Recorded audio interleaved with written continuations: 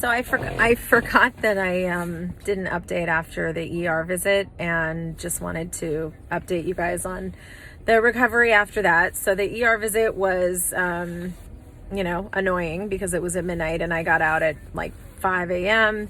My surgeon, and of course, yes, I did have an infection and it was incredibly painful and I felt like crap and could barely walk. And that was after, the infection actually had come from the drain, and then which was why the drain was so painful. That's partially why. And then it spread over the next day or two. So we got back at 5 a.m. and then went into Seattle to my surgeon later that afternoon, that morning, or that day. She took a look at it and confirmed, the infection, of course. And I got on antibiotics, and basically I got a hotel room in Seattle for a couple nights there because I just couldn't function at all, and I really needed rest. My doctor said, the most important thing is do basically nothing for a few days, and that's pretty much impossible for me to do with 3 kids and 2 dogs and a cat and all that. So I got a hotel room in Seattle. I basically just laid in bed and then went to the couch and then back to the bed and then back to the couch, and for 3 days, and that made a huge difference in my recovery. So then I went home, still had 1 drain left, still had a lot of fluid coming out of it, and started getting a little better. I was still definitely on Tylenol, alternating Tylenol and ibuprofen every 3 hours, which was keeping it manageable. And then at night, once in a while, I would take an oxycodone because it was just really hard to sleep at night. I was so sore.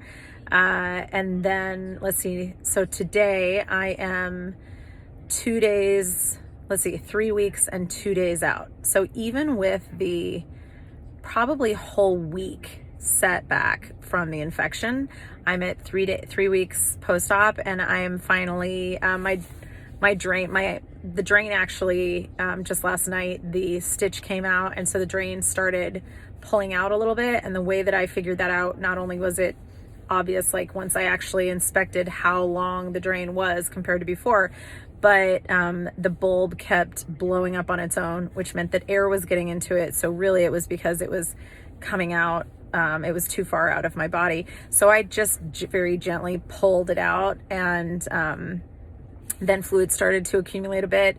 So I got this really kind of tight feeling. It's really annoying and uncomfortable. It feels like someone is taped duct tape around you, really really taut, really tight. And so that's annoying, but it's not really painful. And I went in today for my 3-week checkup, and they aspirated some of the fluid, and it's feeling a lot better. And then she said, you're just going to get some fluid accumulation. It's going to take 3 to 6 months probably to fully go away, but everything's looking pretty good now, and I feel a lot better. Today was my last day of antibiotics. I took them this morning. I forgot to eat first, and I ended up throwing up a bunch, which was terrible. But I'm still glad I did it. It's a really freaking shitty recovery, but my hips used to hurt chronically, all the time, and my pelvic floor felt non-existent.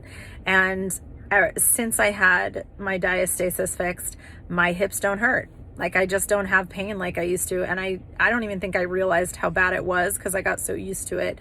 And my balance is much better again. So I would say give it a good 3 weeks at least until you're functional. And now I'm able to take care of the kids mostly. I still can't really walk our big dog, but take care of the kids, make breakfast, homeschool them, for COVID and all that. If you have any questions, let me know and I'll answer them.